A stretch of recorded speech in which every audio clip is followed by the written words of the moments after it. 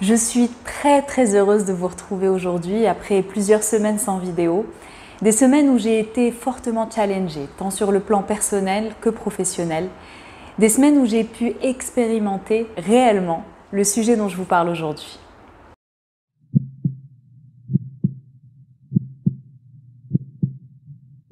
Réveille-toi. Audio Jungle.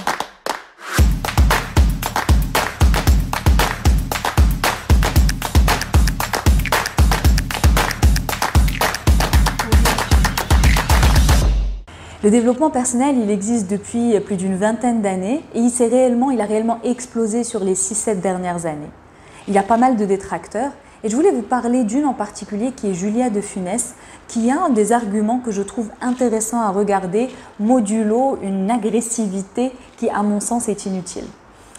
Julia de Funès parle de développement impersonnel. Elle parle même d'escroquerie du développement personnel en disant que finalement, le développement personnel est porteur de promesses menteuses, que ça tourne toujours autour des mêmes sujets, de l'acceptation de soi, de l'amour de soi, du lâcher-prise, etc. Elle compare cette approche et celle du coaching à des approches de type psychanalyse, philosophie. Le sous-entendu ici, c'est finalement pourquoi aller vers le développement personnel alors qu'on pourrait aller vers la psychanalyse, qu'on pourrait aller vers la philosophie, etc. Eh bien, j'ai envie de répondre et pourquoi pas? De manière très simple, mais pas du tout simpliste, tout dépend de ce qu'on recherche. Est-ce que ça vous est déjà arrivé d'avoir envie d'atteindre ce rêve, d'avoir envie d'atteindre cet objectif, mais de ne pas réussir à vous y mettre concrètement? Est-ce que ça vous est déjà arrivé de sentir qu'il y a comme quelque chose à l'intérieur de vous qui n'est pas complètement aligné? Ou comme ressentir quelque chose à l'intérieur de vous qui cherche à s'éveiller? C'est ce genre de questions en fait que va venir traiter le développement personnel. Des approches de type psychanalyse vont vous plonger dans un passé, vous aider en fait à comprendre le pourquoi, du comment, etc. La philosophie va ouvrir l'esprit, va permettre de peut-être prendre du recul sur certaines choses. Des approches de type développement personnel et coaching, ça va vous aider à passer à l'action. C'est-à-dire qu'il y a vraiment quelque chose où je projette dans le futur, je projette dans le demain et je me mets tout de suite en ordre de marche pour pouvoir réellement et concrètement apporter cet objectif, ce rêve, dans une réalité. J'ai choisi de me limiter à 4 raisons pour lesquelles je vous encourage à aller vers le développement personnel. Que ce soit à travers des lectures, à travers des vidéos inspirantes, à travers des séances de coaching. 4 raisons. La première, c'est que finalement, toutes ces approches, elles convergent toutes vers la même chose, elles convergent vers la quête de sens. Le sens, comme le rappelle François Cheng, qui a 3 significations différentes. Sens comme direction, quelle est la direction que j'ai envie de donner à ma vie? Sens comme signification, que signifie ma vie? Quelle signification j'ai envie de donner à ma vie? Et sens comme sensation, l'idée d'aller tester cette connexion à autre chose que l'esprit cartésien, à l'intelligence émotionnelle, l'intelligence somatique, spirituelle, etc. Donc, première chose, la quête de sens. Deuxième raison, il y a quelque chose de l'ordre de l'instinctologie. Bon, je ne sais pas si le mot existe, mais l'idée ici, c'est de suivre son instinct. Qu'est-ce que je ressens? Est-ce que c'est des démarches plus de type développement personnel, coaching, ou plutôt thérapie brève, hypnose, psychanalyse, philosophie? Le plus important, c'est d'avancer. Peu importe ce que vous choisissez, peu importe le chemin que vous choisissez pour pouvoir avancer justement. Le tout, c'est d'avoir cette envie et c'est de suivre en fait ce mouvement de la vie. Puisque quand on arrête de bouger, quand on refuse de suivre le mouvement de la vie, on meurt lentement. Comme cette eau qui stagne, qui devient saumâtre et boueuse. À l'inverse, l'eau vive, elle reste pure, elle reste limpide. Et c'est ça l'idée. Peu importe ce qu'on choisit, peu importe la voie qu'on choisit, le plus important, c'est de rester dans l'action, c'est de rester en mouvement, c'est de rester en vie. Troisième raison, il n'y a pas de réalité. C'est quoi la réalité? Il n'y a que des réalités subjectives, il n'y a que votre vision de la réalité. Donc si vous choisissez de croire que vous êtes doté d'un pouvoir illimité, que vous avez des choses en vous, que tout ce dont vous avez besoin est là et qu'il a juste besoin d'être activé, si vous croyez en vos rêves, si vous croyez que vous avez tout ce qu'il faut pour pouvoir les atteindre, eh bien soit C'est votre réalité à vous. Et cette réalité-là, c'est ça qui vous poussera justement à pouvoir l'apporter concrètement dans votre monde.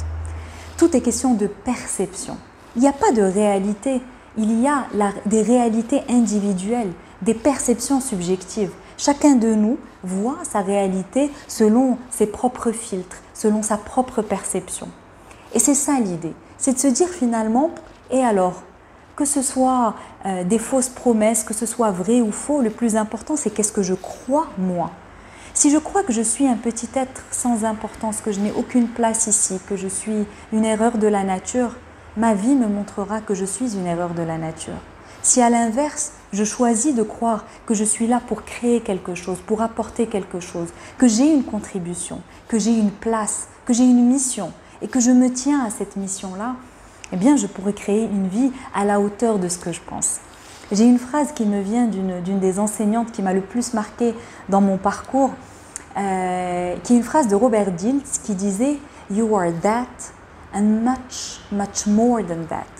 Vous êtes ça et vous êtes aussi beaucoup, beaucoup plus que ça.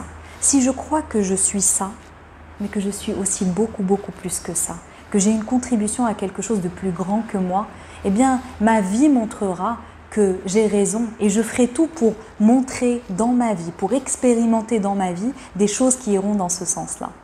Quatrième raison, le développement personnel aide à mieux se connaître, à améliorer sa connaissance de soi. Qu'est-ce qui fait que je bascule en zone de stress? Qu'est-ce qui fait que je me mets en colère? Comment est-ce que, quand je vois que je suis dans un moment de ma vie où je repousse les choses au lendemain, où je procrastine, quels sont mes leviers internes de motivation, etc., etc. Donc, quand je suis dans le développement personnel, d'ailleurs, il y a un cliché qui est rattaché au développement personnel où finalement, on vivrait dans un monde de bisounours. Je pense que quand on va vers ce type de démarche, on sait qu'on va être confronté à des obstacles. On sait que la vie, de toute manière, est faite d'obstacles. On va tous perdre un être cher, on est confronté au deuil, on est confronté à la séparation, on est confronté à énormément de choses qui sont là dans un chemin de vie. Quand on fait du développement personnel, moi, ce qui me semble le plus puissant, c'est que finalement, j'apprends à développer cette espèce de chemin intérieur qui va me mener vers cet espace à l'intérieur de moi, où, quoi qu'il arrive, je suis en sécurité dans cet espace. Et à partir de cet espace, je peux aller puiser les ressources dont j'ai besoin. Est-ce qu'en ce moment, par rapport à ce qui se présente à moi, j'ai besoin de force? Est-ce que j'ai besoin de confiance? Est-ce que j'ai besoin d'amour? Est-ce que j'ai besoin, peu importe, mais tout ce dont j'ai besoin, je peux venir le puiser à partir de cet espace que j'ai pris le temps de construire au fur et à mesure avant que l'obstacle se présente à moi. Il y a aussi cette idée que finalement, tout obstacle que je rencontre, j'apprends à le regarder autrement qu'un obstacle. J'apprends à le regarder comme quelque chose qui va m'apprendre, qui va me faire grandir. Et tout ça, en fait, ça aide à s'améliorer, à se connaître mieux et surtout à améliorer sa vie, à améliorer la manière de percevoir sa vie, la manière de percevoir les obstacles qui d'un coup deviennent plutôt des challenges et d'avancer comme ça au fur et à mesure et d'accepter qu'on se construit à travers les obstacles qu'on rencontre. Comme le dit Carl Gustav Jung, tu veux un monde meilleur, plus fraternel, plus juste? Eh bien, commence à le faire. Qui t'en empêche? Fais-le en toi et autour de toi. Fais-le avec ceux qui le veulent. Fais-le petit et il grandira. Et vous, dans quel monde voulez-vous vivre? Observez comment ces mots résonnent en vous.